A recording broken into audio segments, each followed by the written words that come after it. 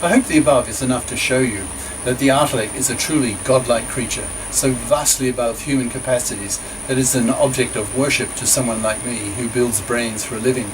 If you are a brain builder, the Artilect vision would be like a great shining beacon beckoning you on with hypnotic force. It would create a strong sense of religious awe, and best of all, it's entirely compatible with science, thus making it much worthier of worship than traditional beliefs.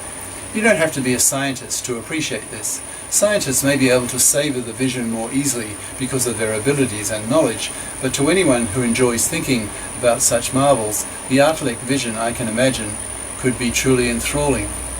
Not only is the Artilect something compatible with science and something worthy of devoting one's spiritual energies to, but more importantly, it's real, in the sense that it's achievable, it's buildable.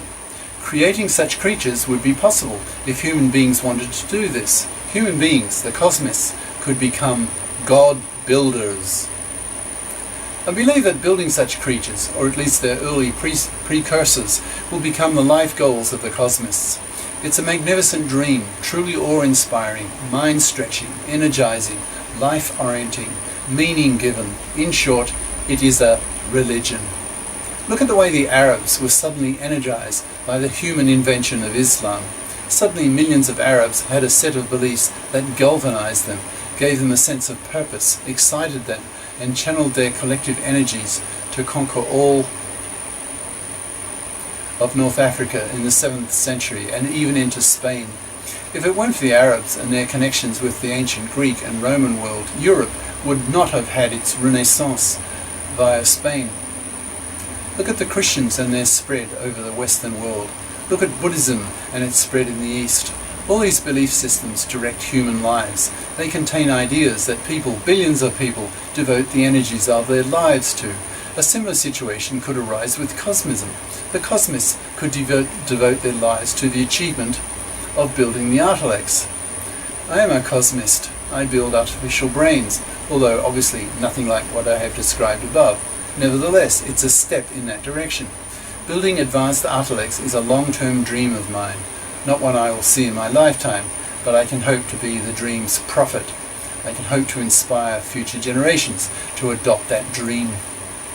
I believe that the Cosmos vision will give humanity a new religion, a very powerful one, suitable for our new century and beyond.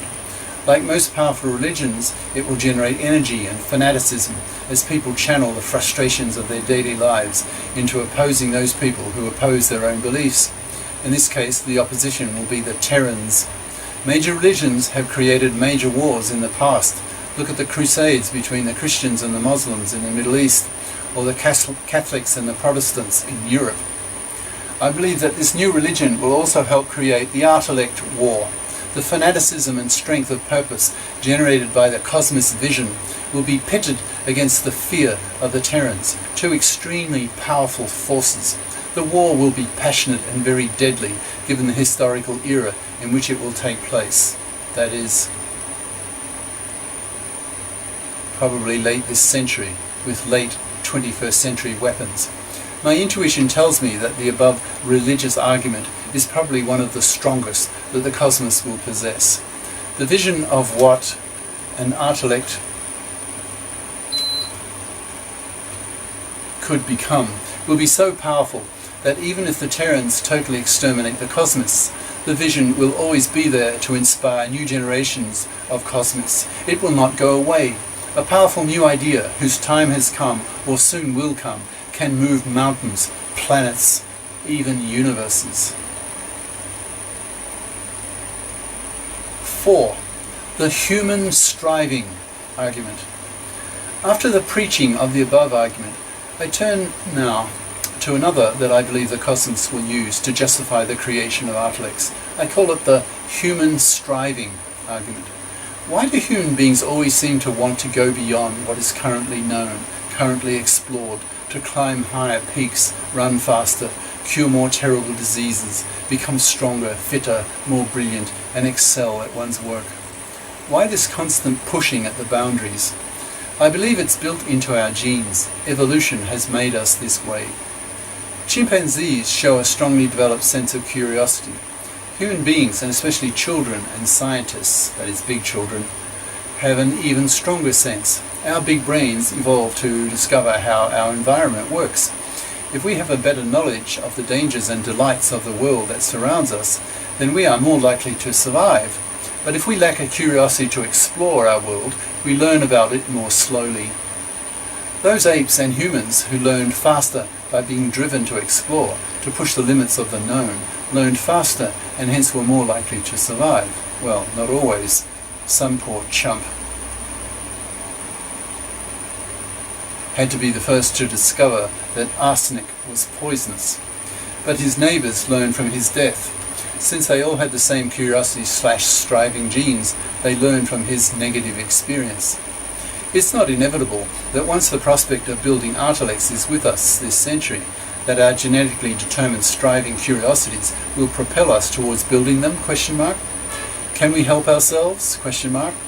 Will we have to build them the way Hillary had to climb Mount Everest, simply because the challenge presented itself and the technology and management techniques had developed enough to make the mountain conquerable?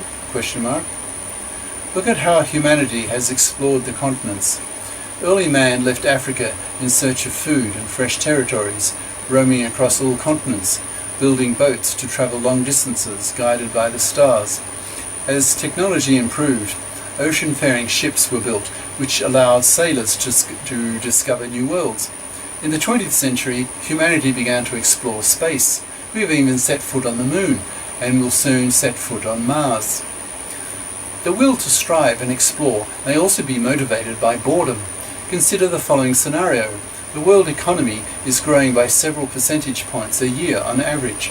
Thanks to compound interest, this means that the economic welfare of nations increases at an exponential rate. Already, several first world nations live in real affluence, in the sense that they are all well fed, if not overfed, kept healthy, are well educated, amused, and live long lives. It's only a question of time, I believe, before the whole planet will become affluent in this sense. I believe as telecommunications improve, for example as digital satellite TV beams thousands of international channels from the sky, a snowball effect towards having English as the world language will be reinforced. Eventually, probably everyone on the planet will speak it at least as the second language. Ideals will then travel rapidly, resulting eventually in a largely homogenized culture, perhaps not totally, but generating enough trust for the creation of a world government. Then the enormous funds wasted on armaments can be spent on improving the standard of living of the world's citizens. And then what? I predict that a global ennui will set in. Humanity will need a major new goal to challenge itself. What better goal than aiming to build Artilects? It's a goal worthy of the level of human skills, as they will exist later this century and beyond. It will be a truly global goal, affecting everyone on the planet. It's doable this century rather than later, and hence the timing will be good. The ennui will be felt very strongly this century, because the world will reach affluence this century, even in Africa, the poorest and most backward continent.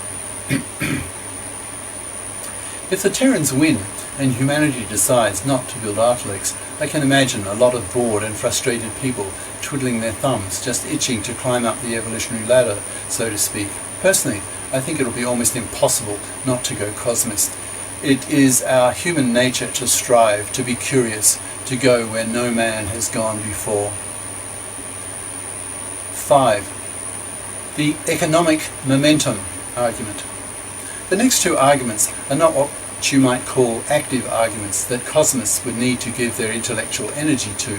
They are more passive arguments, in the sense that they will be influential almost by default, independently of how much energy the Cosmist intellectuals give to pushing the above active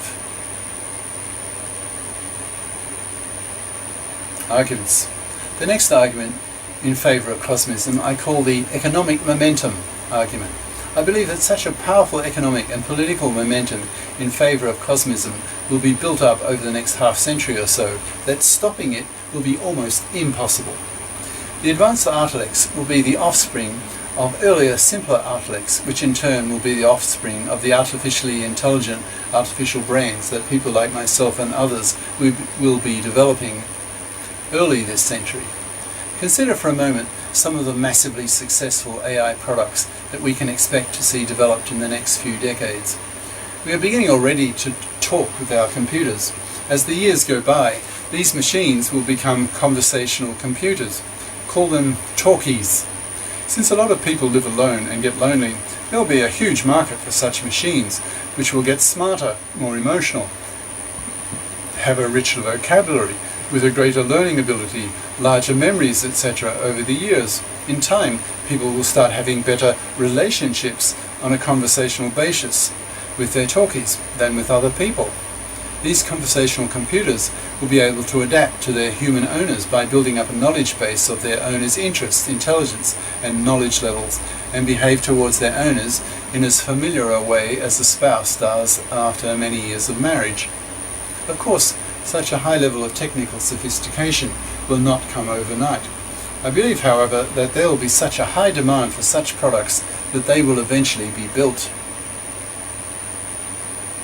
and that it will be the steady increase in their artificial intelligence levels that will alarm the Terrans. I will discuss the Terran viewpoint in the next chapter. In time, vast talkie research and development industries will be created to satisfy the enormous demand. Social intercourse is a deep need, and as the talkies get better at it, demand from the public will grow. A similar story will occur with household robots. At first, they will perform only very simple tasks such as vacuuming the carpets and sweeping the floors, but as artificial brain building develops, the number of tasks these homebots can perform will increase. They will be given the ability to understand the human voice, so they can obey commands spoken by their human owners. Perhaps they will be made into talkies as well, so that they can talk back, giving explanations. Why didn't you sweep the floor today? Because you forgot to replace my battery this morning. As the years go by, homebots will become increasingly useful. Huge R&D efforts will be invested into them, and they will be sold to virtually every household. They will become the big-ticket consumption items of households, as is a car today. Another class of AI products that we can expect will be teaching machines, teacher bots. These machines will adapt to the intelligence, knowledge, interest, and curiosity levels of individual users. Human students will be able to learn at their own individual rates, instead of the incredibly clumsy schooling methods we use now. In today's schools, a single human teacher attempts to educate a few dozen students simultaneously, pitching the intellectual level of the presentation at the middle ability range, thus leaving the intellectually slow behind and leaving the bright bored. Teacher bots, on the other hand, will be able to educate students individually. They will become far more efficient than a human teacher, presenting material in a way that fascinates. A human student whose curiosity is aroused can learn avidly and long. The intellectual accomplishment level of the whole society would thus rise considerably. The teacher bots will tap into knowledge bases around the world, hunting out information relevant to the needs of their individual students. They will in fact become sources of infinite knowledge and fascination to those who really want to learn about some topic in detail. Of course, such educational facilities will also rapidly expand the knowledge gap between those people who will be motivated and hungry to learn and those who will not care. But globally speaking, the general level of awareness and absorption of knowledge will increase dramatically. Teacher bots, along with the above talkies, homebots, and other such products, such as sex robots, babysitter robots, etc., will generate a huge industry. These are examples of how AI-based products will probably form the foundations of an AI-based world economy. Very powerful, strong-egoed individuals will manage the creation and expansion of these trillion-dollar industries, investing large amounts of money into their research and development. Over the years, millions of people will be involved not only in using these products, which will be universal, but also in researching them, designing them, and building them.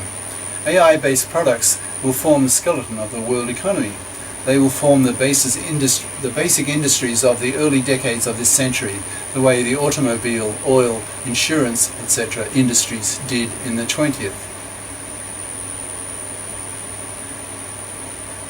Once millions of people's livelihoods are tied up in the creation and use of artificial brain-based products, how will it be possible to stop the development of the AI-based economy if ever the Terrans decide such a thing is necessary?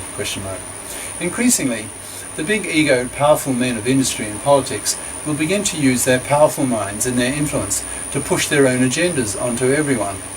That is the nature of power. This is nothing new.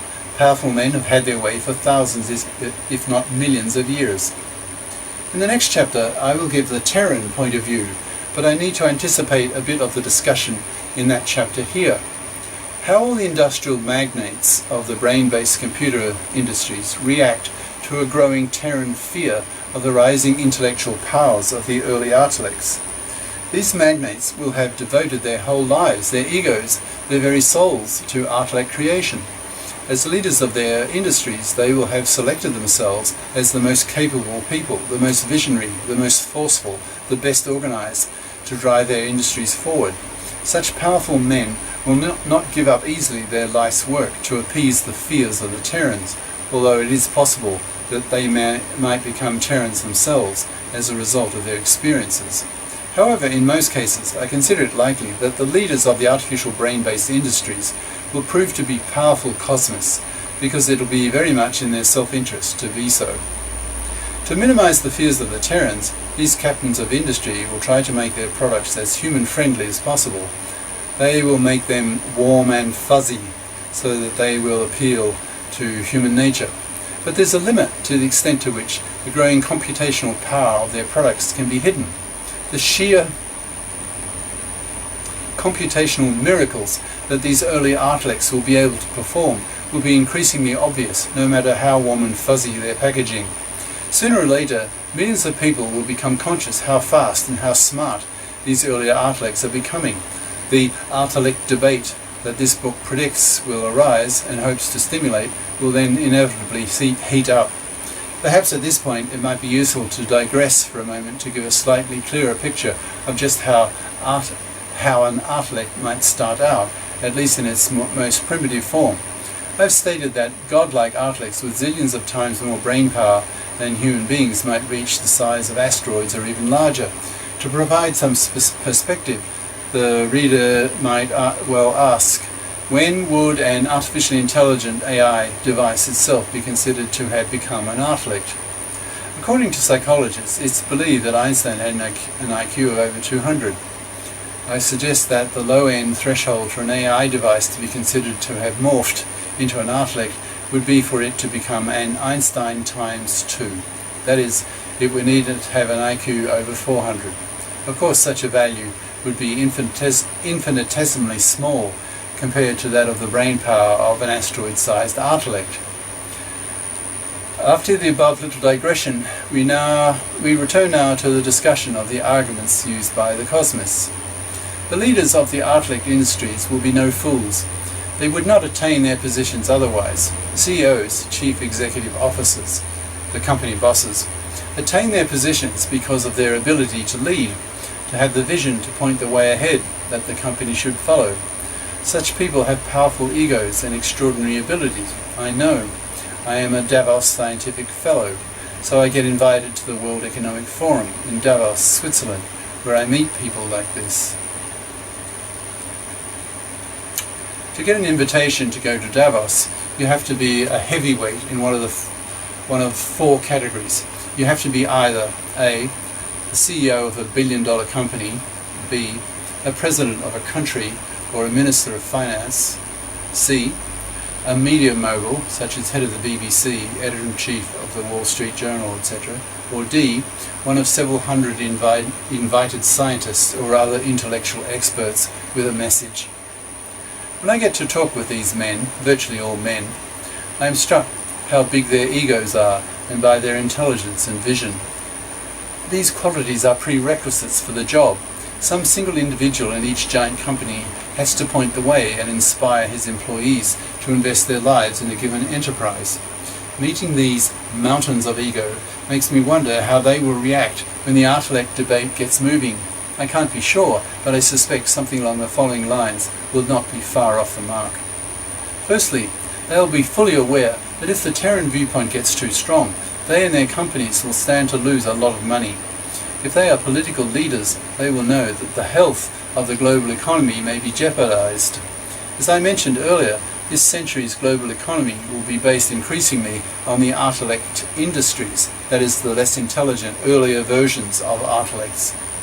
Being the visionaries they are, these men will begin to wonder what they can do about the Terran problem, that is, a growing popular backlash against the rise of Artilects, as these artificial brain-based products get smarter every year and begin to threaten humanity's species dominance. As I stated early on in this book, I believe the Artilect issue will dominate the global politics of our new century. The Artilect industry leaders and some politicians, I can imagine, will attempt to influence the general public in favour of continuing to build ever smarter Artilects by emphasising the Cosmists arguments in favour of them. These leaders could use some of the arguments discussed in this chapter. They dare not jump too far ahead of a public opinion, for example, by painting too vivid a picture of the incredible intelligence that Artilects could possess late into the century, because that would be counterproductive to their interests. That would frighten the public and aggravate the Terran problem. I'm hoping this book will have already painted that vivid picture, so that these leaders will not want to reinforce the fear that this book will probably have already evoked by then. The major point I am making with this momentum argument in favour of Cosmism is that there will be very powerful economic and political forces maintaining the drive to make ever smarter Artilects. Artilect building will be the world's dominant industry within a few decades, I believe. Millions, if not billions, of people's livelihoods will be tied up directly or indirectly in the Artilect trade. Therefore, any force opposing any huge vested interest will need to be extremely powerful itself to be able to counter it. I believe that counterforce will be based upon one of the strongest emotions that human beings are capable of, namely fear. Fear of extermination and the will to survive. These two motivations, to preserve the economic and political power of an artilectual industrial empire with its strong religious overtones and its godlike visions, will confront a primeval fear, a fear of the unknown, an even more powerful fear, that of being destroyed. This clash has all the hallmarks of causing a major and terrible war, a gigadeath war.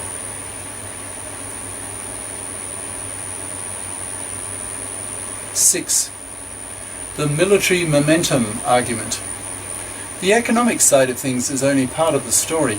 There will be an even stronger inertia on the side of the military and their highly funded efforts to create ever more intelligent weapons systems. Consider the following scenario. Personally, I see the US and China becoming major political rivals later this century if China does not switch to a democratic style of government in the next decade or two. Given China's terrible poverty, less than an average of about $500 income per year per person in the year 2000. Well, now it's about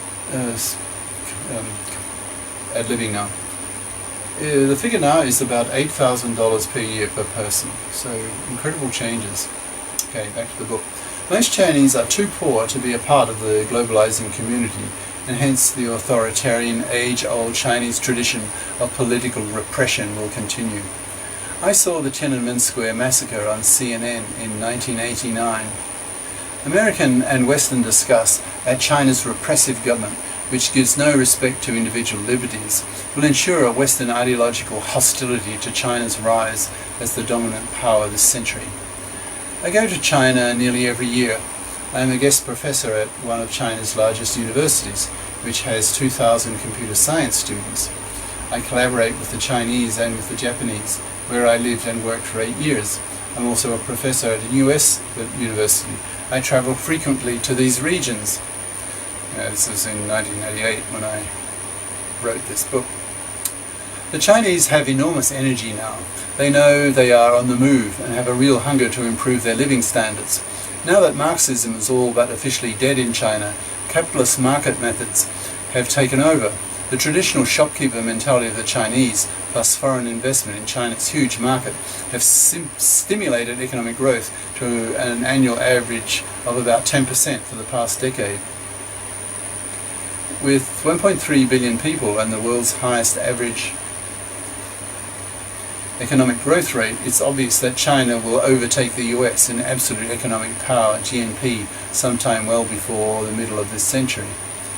In fact, it already did in 2016, I think, in terms of purchasing power terms, ad-libbing. Back to the book. The Chinese are a highly intelligent people and far more individualistic than the Japanese. They won't suffer from Japan's lack of creativity problem that is generated by Japan's cultural repression of individuality. I see this firsthand with Japanese and Chinese graduate students. The Japanese researchers are held back by their culture. The Chinese researchers are held back by their poverty. However, now that the Chinese state is putting much bigger money into the major research labs, Chinese creativity will be tapped.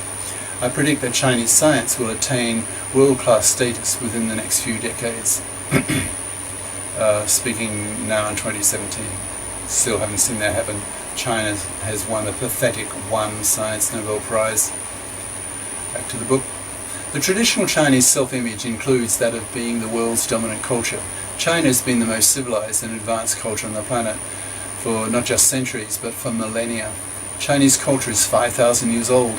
It dates back to the time of the ancient Egyptians. For most of that time, it was the most advanced civilization in the world. Any non-Chinese people beyond the frontiers were labelled barbarians, and justifiably so. Relative to the Chinese level of advancement and refinement, their neighbours were primitives. To the Chinese, Europe's 500-year global dominance, with America as a European offshoot, is a mere historical glitch relative to China's 5,000-year history, that is, a mere 10%. The Chinese intellectuals I speak to often feel that China will take its rightful, that is traditional, place as top country again sometime this century, pushing America off its number one pedestal. The Americans will not like losing their very comforting self-image as being the dominant culture on the planet, so the transition will be painful. I think it's probable that the authoritarian Chinese leadership will cling to power until the democratic revolution comes. I see this revolution as inevitable. It's impossible to create a highly educated cosmopolitan middle class without it demanding democratic rights. However, until China becomes a true democracy and stops its awful abuse of human rights, political feeling